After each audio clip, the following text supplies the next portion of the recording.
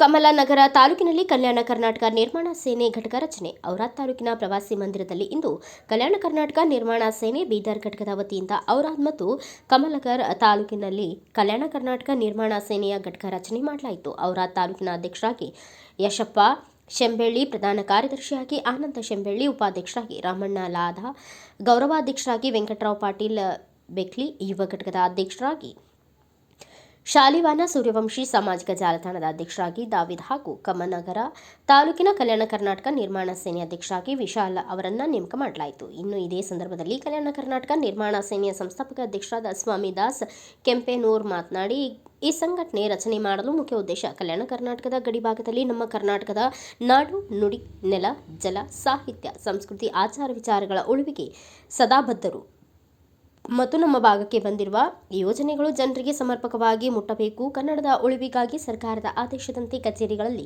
60% ಕಡ್ಡಾಯವಾಗಿ ಕನ್ನಡದಲ್ಲಿ ನಾಮಫಲಕಗಳನ್ನು ಅಳವಡಿಸಬೇಕು. ಅಂದಾಗ ಮಾತ್ರ ನಮ್ಮ ಕನ್ನಡ ಭಾಷೆ ಉಳಿಯುತ್ತೆ. ಆದ್ದರಿಂದ ಈ ನಮ್ಮ ಸಂಘಟನೆಯ ಮುಖಾಂತರ ಮುಂದಿನ ದಿನಮಾನಗಳಲ್ಲಿ ಒಳ್ಳೆಯ ಕೆಲಸ ಕಾರ್ಯಗಳು ಮಾಡಿ ಜನರೇ ಸೇವೆ ಮಾಡಲು ನಾವು ಸದಾ ಸಿದ್ಧರಿದ್ದೇವೆ ಎಂದು ತಿಳಿಸಿದರು.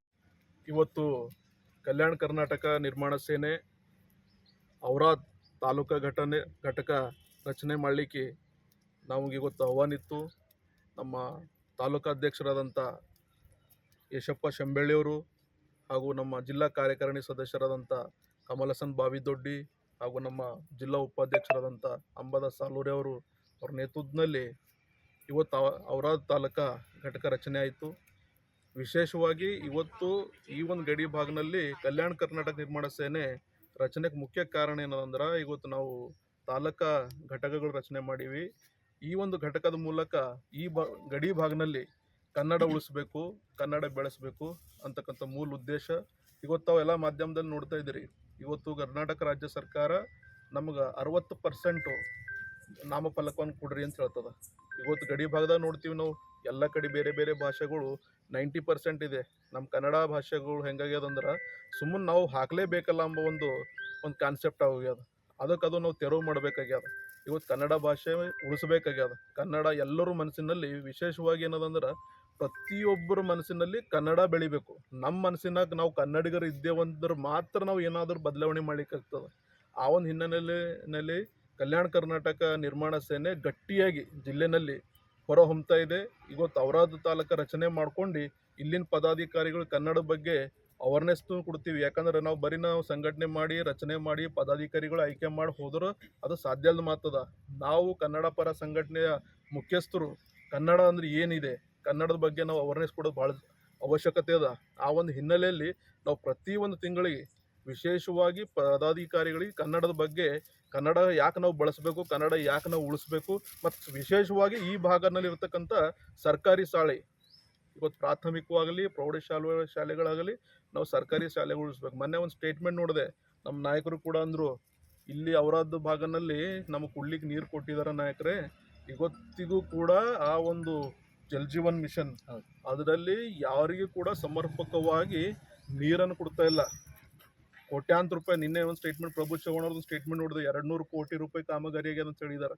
ನಾವು ಯಾಕೆ ಇವತ್ತು ಈ ವಿಷಯಗಳು ಪ್ರಸ್ತಾಪ ಮಾಡ್ತಾ ಇದ್ದೀನಿ ಅಂದ್ರೆ ನಮ್ಮ ಜನರಿಗೆ ನಮಗೆ ಬಂದಂಥ ಯೋಜನೆಗಳು ನಮಗೆ ಸಮರ್ಪಕವಾಗಿ ಅನುಷ್ಠಾನ ಆಗಲ್ಲ ಹೋದ್ಮೇಲೆ ನಾವು ಸಂಘಟನೆಗಳು ಕಟ್ಕೊಂಡು ನಮ್ಮ ಜನರಿಗೆ ನ್ಯಾಯ ಕೊಡಲು ಹೋದ್ವಿ ಅಂದ್ಮೇಲೆ ಸಂಘಟನೆ ಇದು ಮತ್ಲಬ್ ಏನದ.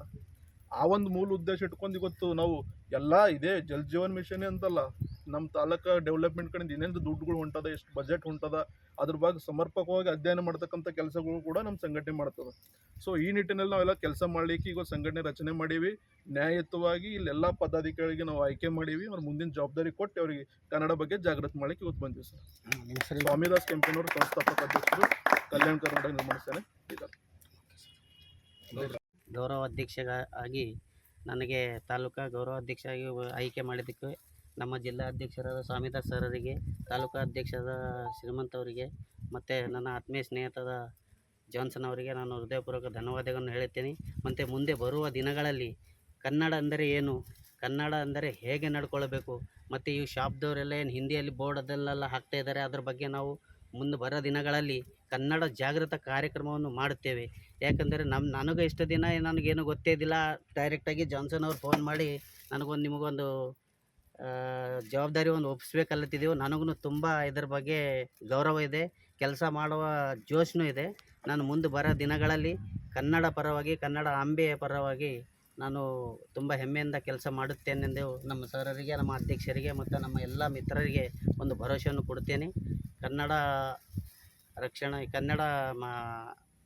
ನಿರ್ಮಾಣ ಸೇನೆ ಅಧ್ಯಕ್ಷರಾಗಿ ನನಗೆ ಆಯ್ಕೆ ಮಾಡಿ ಎಲ್ಲರಿಗೆ ಧನ್ಯವಾದಗಳನ್ನು ತಿಳಿಸುತ್ತೇನೆ. ಸಂದರ್ಭದಲ್ಲಿ ಘಟಕದ ಜಿಲ್ಲಾ ಸಂಯೋಜಕ ಶಿವರಾಜ ಹಮ್ಲೂರಪ್ಪ, ಜಿಲ್ಲಾ ಉಪಾಧ್ಯಕ್ಷರಾದ ಅಂಬಾದಾಸ್ ಬೇಲೂರು, ಜಿಲ್ಲಾ ಕಾರ್ಯದರ್ಶಿ ಜೇಮ್ಸ್ ಇಸ್ಲಾಂಪುರ್, ಜಿಲ್ಲಾ ಕಾರ್ಯಕಾರಿಣಿ ಸದಸ್ಯ ಕಮಲ ಹಾಸನ್ ಸೇರಿದಂತೆ ಸಂಘದ ನೂತನ ಪದಾಧಿಕಾರಿಗಳು ಹಾಗೂ ಸದಸ್ಯರು ಈ ಸಂದರ್ಭದಲ್ಲಿ ಉಪಸ್ಥಿತರಿದ್ದರು.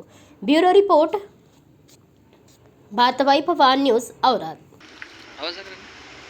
ಕಲ್ಯಾಣ ಕರ್ನಾಟಕ ನಿರ್ಮಾಣ ಸೇನೆಗೆ, ಕಲ್ಯಾಣ ಕರ್ನಾಟಕ ನಿರ್ಮಾಣ ಸೇನೆಗೆ, ಕಲ್ಯಾಣ ಕರ್ನಾಟಕ ನಿರ್ಮಾಣ ಸೇನೆಗೆ, ಕಲ್ಯಾಣ ಕರ್ನಾಟಕ ನಿರ್ಮಾಣ ಸೇನೆಗೆ, ಪಟೇಲ್ ಅವರಿಗೆ, ಸರ್ದಾರ್ ವಲ್ಲಭಾಯ್ ಪಟೇಲ್ ಅವರಿಗೆ, ಬಾಬಾ ಸಾಹೇಬ್ ಅಂಬೇಡ್ಕರ್ ಅವರಿಗೆ, ಡಾಕ್ಟರ್ ಬಾಬಾ ಸಾಹೇಬ್ ಅಂಬೇಡ್ಕರ್ ಅವರಿಗೆ, ಡಾಕ್ಟರ್ ಬಾಬಾ ಸಾಹೇಬ್ ಅಂಬೇಡ್ಕರ್ ಅವರಿಗೆ, ಜೈ ಕನ್ನಡಾಂಬೆ, ಜೈ Kannada. Thanks for watching. Read, discuss and debate with editor Dr. Yan Prashant Rao. Wanted reporters in print, digital and visual media for Bharat Vaibhav Daily Newspaper, BV5 News Channel and BV Fast Web News from all talukas of Karnataka, Goa and Maharashtra. If interested, send your resume to 9019229369.